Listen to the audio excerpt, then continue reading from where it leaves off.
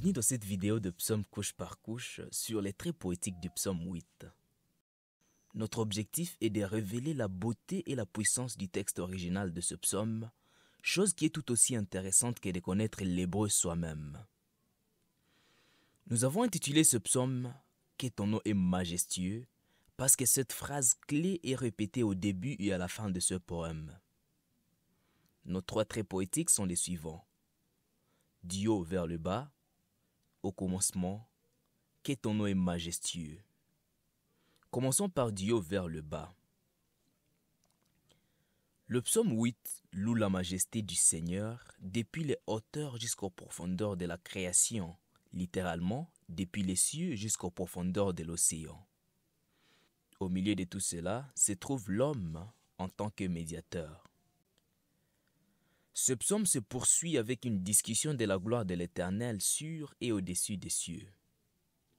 Au verset 4, les cieux sont mentionnés, y compris la lune et les étoiles. Au verset 6, l'humanité est inférieure aux êtres célestes un peu, sa tête étant ensuite couronnée. Dans les versets 7 à 9, les créatures terrestres sont considérées comme étant sous ses pieds. Sous ses pieds étant une métaphore qui s'étend aux animaux domestiques, aux animaux sauvages de la terre, et enfin les extrêmes les plus éloignés, les oiseaux et les poissons de la mer. Notons que les poissons de la mer complètent toute l'étendue de la création, c'est-à-dire toute la création depuis les hauteurs des cieux jusqu'aux profondeurs de la mer est incluse dans la manifestation de la majesté de son Créateur. Au centre de ce psaume et au cœur de la création se trouve l'homme. L'émerveillement de ce psaume est précisément que Dieu a choisi l'homme pour être le médiateur de son règne. Il a choisi de le couronner d'honneur et de majesté. Au verset 2, le ciel s'est vu accorder la majesté de Dieu. Lorsque l'on regarde le ciel nocturne, lorsque la lune et les étoiles sont visibles, il n'est pas difficile de l'imaginer. Les cieux sont glorieux. Le soleil, la lune et les étoiles, selon Genèse 1, devaient régner sur le jour et la nuit. Mais au verset 6, c'est l'homme, moins glorieux soit-il, qui domine la terre. Le cœur de ce psaume est constitué des versets 5 et 6 qui introduisent l'émerveillement que Dieu a choisi l'homme et ensuite confirment la plénitude de son choix. Un peu moins que les êtres célestes, et couronné d'honneur et de majesté. L'effet poétique est que, tout comme la lune n'a pas de lumière propre à elle, mais brille quand même parce qu'elle reflète le soleil, l'homme n'a peut-être pas de majesté propre à lui, mais il rayonne parce qu'il reflète la majesté de son Créateur. Le ciel est au-dessus de la terre, ce qui signifie que l'homme est en dessous des êtres célestes, mais les animaux, les poissons et les oiseaux sont tous en dessous de l'homme. L'homme, en tant que représentant des dieux, domine sur tout ce que Dieu a fait sur terre. C'est une position très glorieuse. Nous passons maintenant à notre deuxième élément poétique, au commencement. Le psaume 8 fait 2 fois allusion au premier chapitre du livre de Genèse. La première allusion apparaît au versets 2 et 4 en référence au soleil, à la lune et aux étoiles.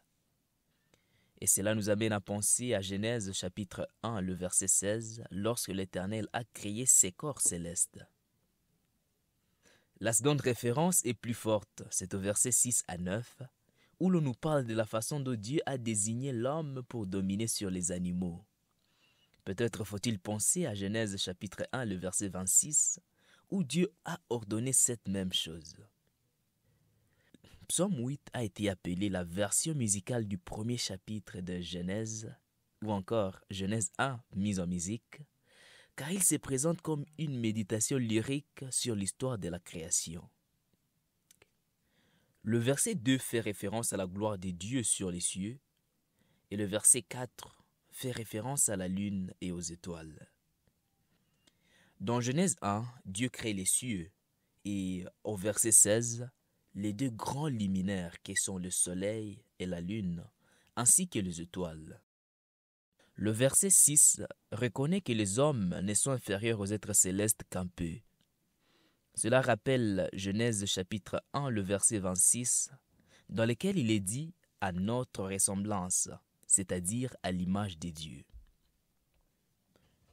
Ce psaume se poursuit au verset 7 où il est dit que Dieu a fait régner l'homme sur toutes les créatures de la terre, comme dans Genèse chapitre 1, le verset 26, où l'on peut lire qu'il domine sur les poissons de la mer, sur les oiseaux du ciel, sur le bétail, sur toute la terre et sur tous les reptiles qui rampent sur la terre.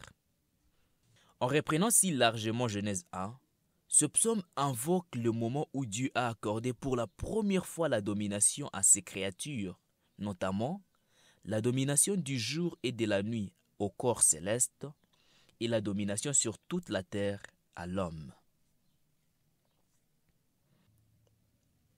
Passons maintenant au troisième trait poétique, que ton nom est majestueux. Psaume 8 débute et se termine par les mêmes mots. Éternel, notre Seigneur, que ton nom est majestueux sur toute la terre. Ces paroles sont faciles à apprécier en dehors de tout contexte, mais elles sont encore plus riches dans le contexte de ce psaume. Celui qui lit ou écoute ce psaume peut penser au début à toutes sortes de raisons pour lesquelles le nom de l'Éternel est majestueux sur toute la terre. La puissance des forces naturelles, la beauté des paysages et même les merveilles de la création. Mais le contenu de ce psaume oriente l'auditoire dans une direction bien précise. Le Seigneur déploie sa majesté dans les cieux, mais elle se manifeste ou s'affiche au niveau le plus élevé dans l'homme en tant que maître de la terre. La création reflète certainement la majesté des dieux, mais ce n'est pas l'objet de ce psaume. L'objet de ce psaume, c'est l'homme en tant que reflet de la majesté des dieux, et spécifiquement dans la mesure où tout homme domine la création. L'homme participe de la majesté des dieux et accumule de la majesté pour Dieu lorsqu'il remplit son mandat de domination sur la création. Le choix de l'homme par Dieu est remarquable précisément parce que l'homme est faible. Au verset 3, les hommes sont décrits comme des nourrissons, une image des plus faibles et des plus vulnérables, même s'ils poussent des grands cris. Au verset 5, la question rhétorique « c'est quoi l'homme » exprime l'insignifiance de l'humanité. La majesté de Dieu s'accroît de plus en plus. Dieu est d'autant plus majestueux qu'il a choisi des êtres faibles et apparemment insignifiants pour mettre fin à l'ennemi et dominer sur la création. À la fin de ce psaume, le sens de la majesté du nom de Dieu a pris une nouvelle signification. Il n'est pas seulement le reflet de la beauté des cieux. Son nom, c'est-à-dire sa réputation, son caractère, son essence, est placé sur son représentant sur terre, l'homme, reconnu comme faible. Bien que faible, la mission assignée à l'homme est de dominer sur toutes les créatures de la terre, domestiques, sauvages, et même les oiseaux et les poissons. Dans la mesure où l'homme accomplit cette tâche, il manifeste la gloire des dieux, et la faiblesse de l'homme rend Dieu encore plus glorieux. Le fait que les mêmes mots sont répétés à la fin de ce psaume fait qu'on ait tendance de les lire. Éternel notre Seigneur, comme il est majestueux ton nom dans ton image sur la terre, régnant sur la terre en tant que ton représentant. Il y a maintenant une identité entre l'Éternel et l'humanité, avec une humanité qui porte la responsabilité de la majesté du nom de l'Éternel sur la terre. L'Éternel n'est pas intéressé à être majestueux en dehors de l'homme. Il veut être majestueux à travers l'homme, à travers la faiblesse de l'homme, de sorte que l'homme reflète sa majesté tout comme la lune reflète le soleil. Voilà donc, c'était là notre vidéo sur les traits poétiques du psaume 8, où nous avons exploré la nature poétique intrinsèquement hébraïque de ce psaume. Dans notre vidéo sur l'aperçu du psaume 8, nous présentons une interprétation cohérente de ce psaume. Et dans notre vidéo sur les problèmes exégétiques, ces différentes vidéos sont mises à votre disposition gratuitement et ce, grâce à la générosité de nos donateurs. Veuillez donc visiter notre site psalms.cdbr.org pour en apprendre davantage.